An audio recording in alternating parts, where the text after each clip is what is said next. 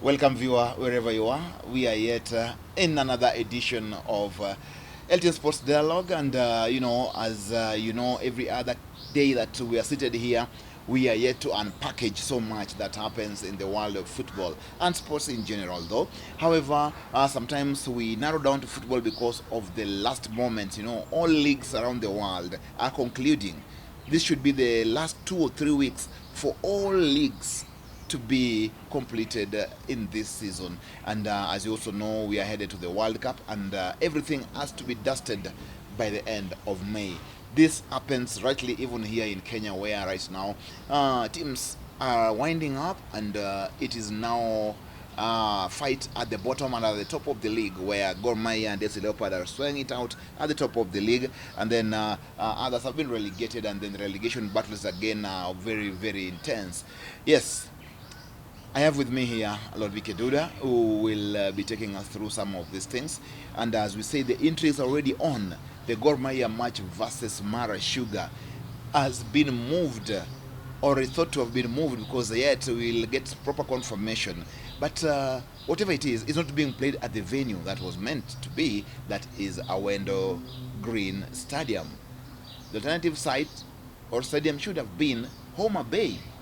Again, it's not going to be happening in Homa Bay. It could be happening elsewhere in the country, and this is where now this thing gets very, very murkier. And Mr. Aduda, you've been in situations like this. Why is this particular match drawing this kind of intense pulling and tagging from all ends? Why can't Mara just play at home and we have this thing done and dusted?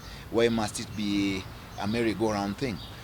Well, I think at the beginning of every league season, each team that participates in the Premier League declares and files, with the FKF leagues and competitions, their designated home ground and the alternative home ground.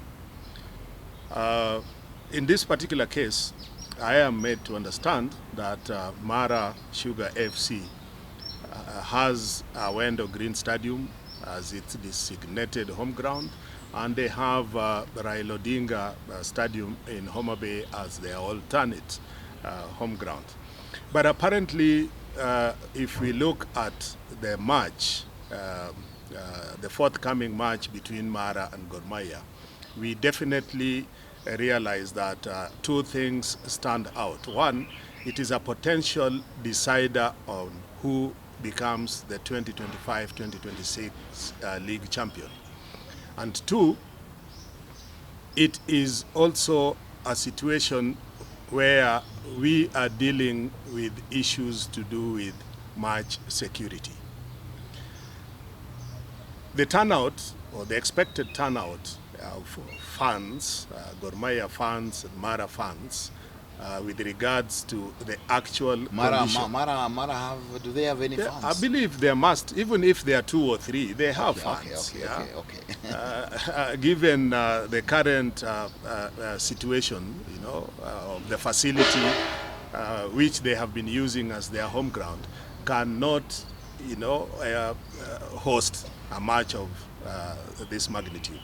And in so doing, I think the Federation, through the Leagues and Competitions Committee, did engage or have been engaging with Mara Sugar Football Club leadership to ensure that they arrange to take the match probably to their alternative ground, where I believe in the past they must have played against Gor Mahia. That's in Homa Bay. That is in Homa Bay. But it seems that there are probably other considerations that are making Mara not, yield to going to host the match in Homa Bay. What would be the in such a situation? The rules and regulations governing Kenyan football gives the discretion to the Leagues and Competitions Committee in a situation where a club cannot host its home match either in its designated home ground or in the alternative ground. In such a scenario, the discretion gets back to the LCC, and probably that is what is at play and we are waiting for an official communication. If that is what has formed, yeah, the rumor so far going round, that then the match now is going to be played in Wanguru Stadium. In Wanguru, yeah, it's headed to Moya. Now, yes, this is it's a deciding match of the season for Gor Mahia. So if Gor Mahia wins here, it's home and dusted. I mean, the league is done. Yes. And perhaps this is what is the most sticking point here. And do you think it happens like this any other place in the world? Because to me, we should go by standards. We should go by examples. We should just have a fair football culture where, you know, football has to be football. Well, these are some of the discrepancies that we have in Kenya, particularly with respect to the administration of club football or the leagues.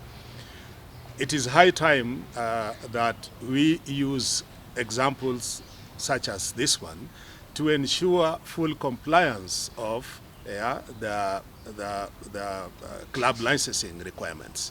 There is a particular component of the club licensing that deals with infrastructure, you know.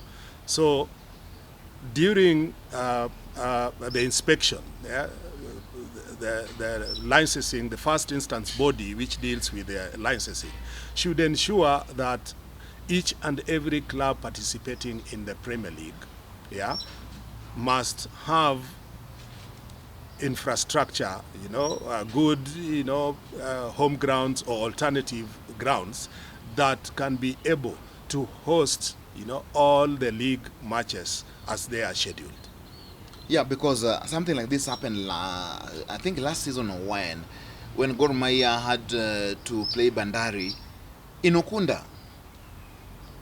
And again, you see, something like that now leaves a situation where a team feels that they're not being treated so fairly. And again, it talks so much also about the integrity of the league, because then at a point like this, matters like this should not arise. And giving matters like this this kind of latitude only strengthens the case for this behavior to continue as we go by. What must be done in this case? The challenge gets back to the federation, and more particularly the first instance body that deals with club licensing. If you are unable to, you know, provide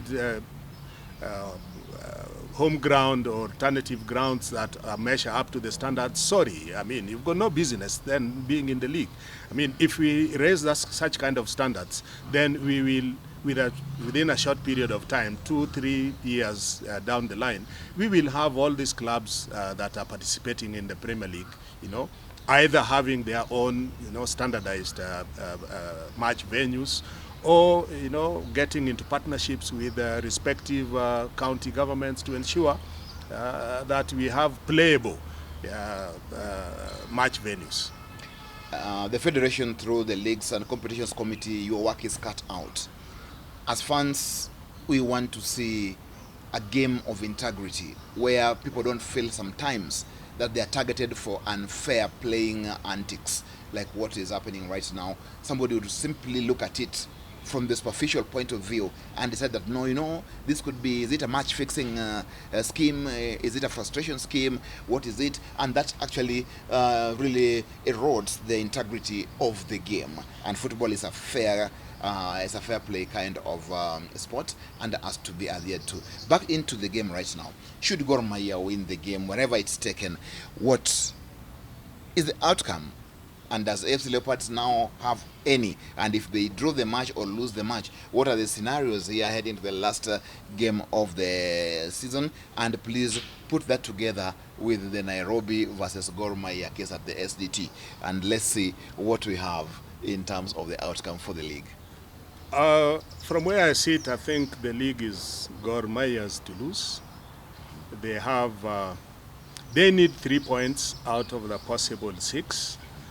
And of course, we are waiting for the pronouncement of the case, which has been pending, which was basically ordered by the SDT to be reviewed afresh using the 2019 rules and regulations.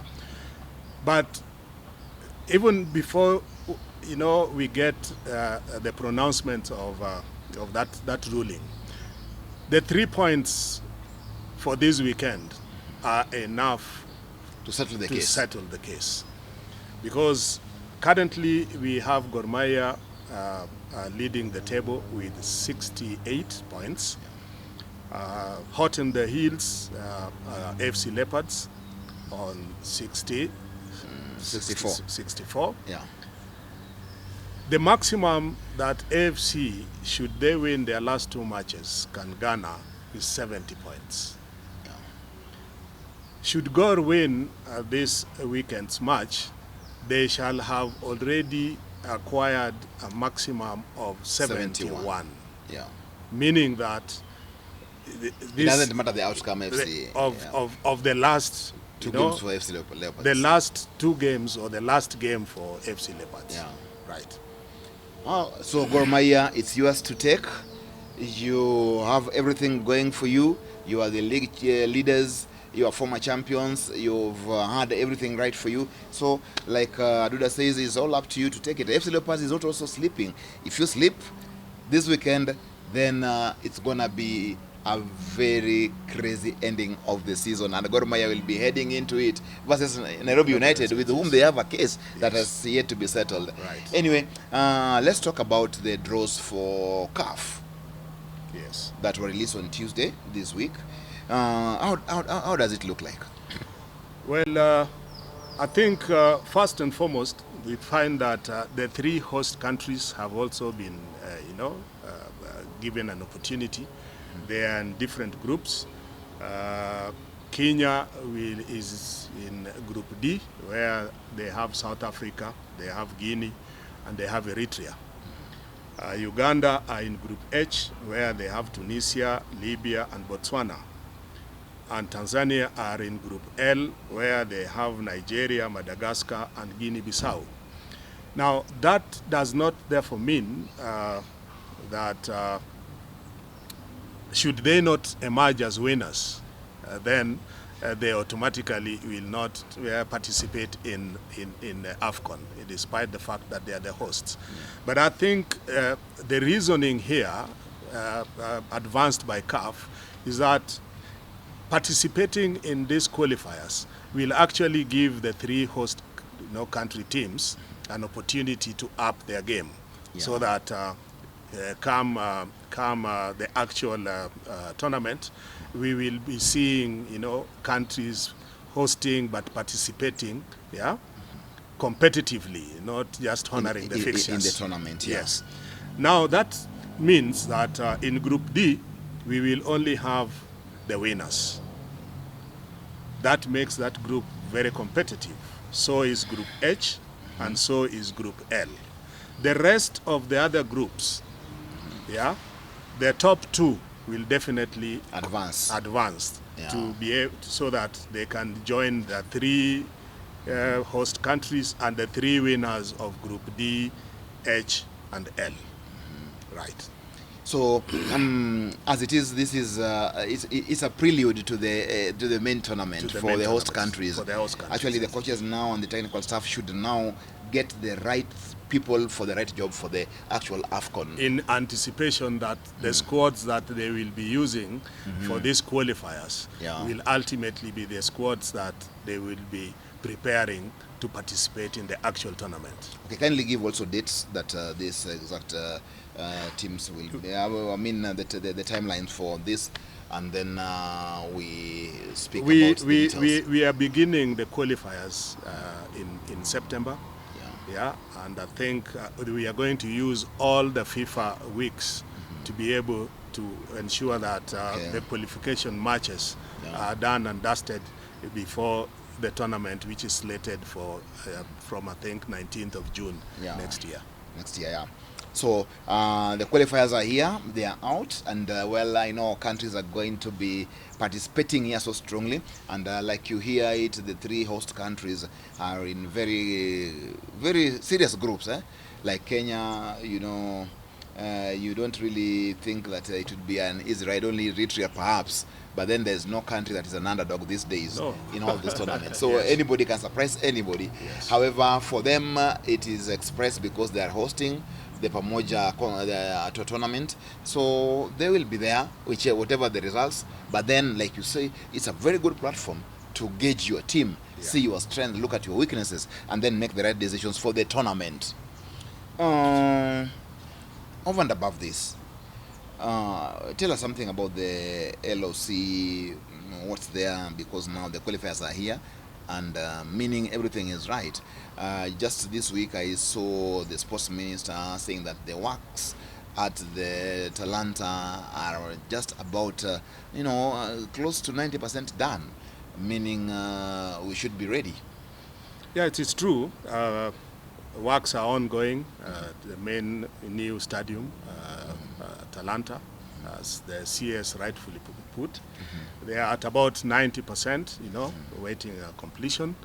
There is also refurbishments currently ongoing at Kasarani. Yeah. Nyayo Stadium has been designated now not as a host venue but as a training ground, and so is Ulinzi complex and police circle. I think we will also most likely use Utalii, Utalii grounds. On the Utalii grounds as training.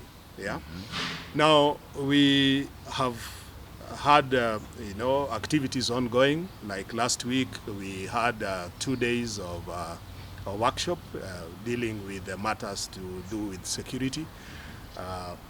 This is a workshop that had been lined since last year after the completion of Chan, and it involved participation from all the top security agencies in the country, in readiness, to boost or have other innovative ideas, particularly arising from what was observed during the Chan last year. So a series of other activities are also lined up by the LOC, working in close contacts with CAF. We are anticipating that the next round of inspections will be in August, and probably by that time the remaining 10% at Talanta shall have been spruced up. The bits that are still yawning at Kasarani shall also be up and about, and we trust that the inspectors will give us a clean bill of health, so that we can, as members of the LOC, start dealing with the nitty-gritties of the logistical arrangements and such kind of things, such that anything to do with the infrastructure will now be something we have put at the back of our minds. Well, do you think, in your view, maybe just a personal view, is there any match, say, a local match that perhaps would precede all the matches at Talanta? Say a Mashimeji Derby thing, something like that? I don't think so, because I am looking at the possibility of a test run or a test match during the AFCON qualifiers. Probably one of the matches, home matches, could be hosted there. Yeah, we could do probably South Africa versus Kenya. That's a high-profile match. That's a good one. That will enable us to find out if everything is in perspective. Yeah, and this facility is designed, and right now what is happening is they're installing the VAR, the standard FIFA VAR equipment. I mean, we are going to be having this as the LOC member in this. Do you have the personnel who can now handle this locally? Well, of course, it is not within the ambit of the LOC, because this belongs to the federation, the referees department at the federation, as well as the technical, department of Sports Kenya, who definitely are the owners of the respective stadiums. Yeah. So we will ensure that the correct equipments, as LOC, we will ensure that the correct equipments are installed according to the CAF specs, and we leave it at that. Now we are getting into the era of VAR. Is Kasarani also designated to have a VAR equipment? Well, these are all the recommendations because it's going to be a host venue. Yeah. So we are waiting. There's a particular department that deals with that within the LOC. So we will be able to give our specific recommendations. That's right, and nice. Now, which team do you support in England? Unfortunately, I don't.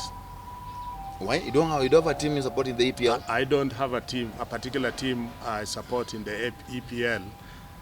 No, you sound like a Chelsea. I enjoy good football. No, you are a seasoned football administrator. There's no way you would be failing to have a team. You've watched all the teams in England over the years, and you must have fallen in love with one particular club. I'm very sincere that I've never fallen in love with any particular foreign club, leave alone in England. Yeah. I support good football. Good football. Yes. Now, Arsenal have brought it home at last. Yeah. It's been gnashing of teeth. It's been frustrations. It's been attempt after attempt. Ultimately, Arteta has done what very many others did not do. And it's kudos to them. Congratulations, Arsenal, for winning it after 22 odd years. And that's a milestone. I think. Why do you think this season they had to have it? I think one thing that people are not seeing is the fact that there has been a project for the past 8 years. It has been, I keep on telling people that football is an industry. Yeah? And you only ensure that you take your final products to the shelves in the supermarkets. All right? So you begin by going to look for the raw materials, look for the technicians to do the processing. So this is exactly what Arteta has been doing for the past 8 years. So when he eventually decided to put his products on the shelves, then we can see everybody else now, mesmerized and applauding and everything else because of the fine product that he has put in place for the last 8 years. Yeah. Now the result of that, just like you get into the supermarkets and customers buy good products, we are finding that eventually they have won the EPL and probably are looking up to doing a double, when they meet. Is it possible? They are looking up. They are looking up. From analysis, is it possible that they can go to Budapest and again turntables? I maintain my. Remember, PSG is the defending champion. I maintain my statement that they are looking up to probably making a double. Come on the 30th when they shall be meeting the defending champions at the finals in Budapest. Arteta would be the first coach to have taken Arsenal through that very magnificent double of the Champions League and the EPL the same season, something that no any other coach has done in the history of Arsenal. Well, it is not just an Arsenal alone. I think he's a good student from wherever he came from. Kudos to Pep. So it is actually Pep who won this. Yes, from where I see it. Because he's a good student. Because he succeeded with Pep. Not that he succeeded Pep. Manchester City were the defending champions before this other day, and now it was Pep. Now it is Arteta. Yeah, but so it's the same school. Where if we look at the history of the relationship between Arteta and Pep, it goes back beyond Man City and just back in Spain. Yes. So Arteta is proud wherever he is. Well, anyway, for Arsenal fans, yeah, if you go to Budapest, please just make it up. Me as a Liverpool fan, I'm not so happy, but I vote for you because we need some change in the sequence of football. You know, it makes it juicier, it makes it even more entertaining to watch Arsenal lift Champions League for the first time. Liverpool, you know, we have 6 of them, so to us that would not be a big deal. Now they are doing their 13th or 15th APL trophy. Liverpool is doing 20 with Manchester United, so I think we are just okay with that. However, Budapest is gonna be a real cracker. PSG is not a team to push over. It's true. Yeah, it's not a team to push over. Yeah.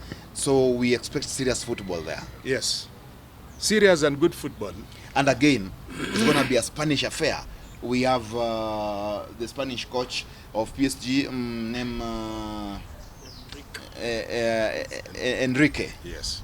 And we have again Arteta on this end. Good stuff. Good stuff. Yes. So Spanish tacticians are showing us how things are done in Europe. Yes. And I think that is something that is good also for the Spanish football. Absolutely. I think them going to the World Cup this time round is going to be fireworks. Absolutely. Before we pen off, congratulate Aston Villa as well. Well, I think it was a good match. Yeah. Yeah. It was, you know, the English, you know, reigning over the Germans. The Germans. And kudos to Aston Villa. No, Freiburg was so frail. That's not a team to bring to the finals. I don't know why they won. I don't know why they won. They were not brought. No, they won their way through to the finals. I've watched again and again just to see any competition they brought in that final, and I see none. Well, they might have. You see, there are instances where you know you don't rise to the occasion. I mean, that's football. It's football. Yeah. So Freiburg, kudos for having been the finalists and runners up, and we are going to the World Cup now, and everything is set. Teams have submitted to FIFA all their squads. Teams are gearing up. All the players going to the World Cup right now know who they are, and yes, it means for the first time this World Cup is taking its rightful place. It's been so timid, so boring. It's been lacking fanfare. But now, since the submission of the names, and now people are getting towards that, a lot of things are showing up. It is true. You see, each and every thing has its moments. Yeah. Yeah. People are waiting to see who makes the cut in terms of the final squads, which has already taken place. So there is already excitement around, you know, the fact that squads have been named. Yeah, seriously, it's really brought some punch into it. Yeah. So I think a lot of activities now will, you know, take shape towards the final days of the World Cup. Yeah. So therefore, ladies and gentlemen, we'll be winding up at that point. It's World Cup moment is coming. We have AFCON qualifiers coming. We are just ending. I mean, it's a world of football. Everywhere football is played. And I think this is so nice. I also want to congratulate the players from the Kenyan Premier League who've been called into the Harambee Stars squad. Not very many this time, about only 5. And it's strange that all of them are coming from Gor Mahia, and there's only one, I think, Erambo comes from Tusker. Yes. So from Gor Mahia, there are 4. And I think it's nice. Before, I'm just being reminded by my director that Chapa Dimba is here. It was launched, it's big. Now teams are registering from the 11th of May to 11th of June. Teams at the grassroots are registering Chapa Dimba na Safaricom Season 5. This Chapa Dimba na Safaricom thing has brought up very good players. Brighton Onyona is a product of Chapa Dimba na Safaricom, Wakina, people like Omala and the rest. And it's showing us really that it's a real catchment area of talent at the grassroots. What would you say, just in a minute? Well, I think it has given opportunity all through. Since the days of Sakata, yes. Yeah. What I think needs to be done is we need to look at the possibility of ensuring proper continuity, yeah, of those talents whom we unearth during such tournaments. Yeah. Because, you know, we will really try to struggle to find out who amongst the current players is a product of Chapa Dimba. Chapa Dimba. No, But there are many. There are many. Even all these are products of Chapa Dimba. What we are talking about, how many players before we end up with the kind of names that we are talking about. Yeah. All right? There could be players whose teams probably never made it, but they were really good players. Yeah. You know? So we need to get to the next level of ensuring that we team up with the federation and the association of coaches so that we can be able to do proper scouting of these players from, you know, the lowest levels. There is this tendency of everybody rushing in during the finals, just like what they do during secondary school ball games. But what happens to those players whose teams, you know, did not manage to excel? But they are good. But they are good. Yeah. So we need to have a pool of really very talented age-set players, so that we can have a transitional change, from one age group to the other. And now, in so doing, we also need to therefore get the federation to ensure that the youth leagues are structured and are sponsored, so that there is continuity. This is a tournament. We cannot gauge players simply by, you know, excelling in one or two matches. We need continuity so that we can be able to, you know, nurture, identify, and then use the structured systems to nurture the players into the different age categories.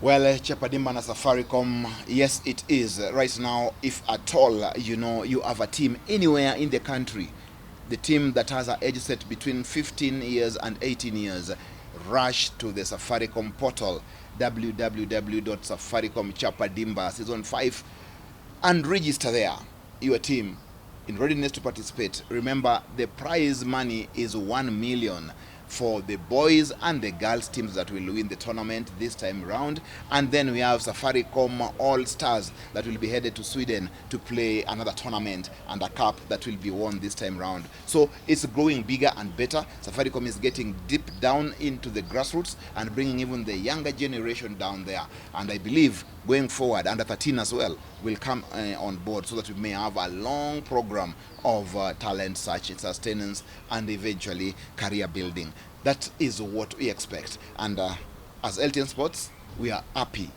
to be partners with Safaricom Chapa Dimba Season 5, and that's not a small feat. Until then, thank you very much, Mr. Lordvic Aduda. There's so much to speak about, but then time doesn't allow us as we wish. However, next week again, we'll roll out and see how far we've gone. From us here at LTN Sports, I've been your host, Nico Kello. Thank you very much. Till next week, have a lovely time ahead.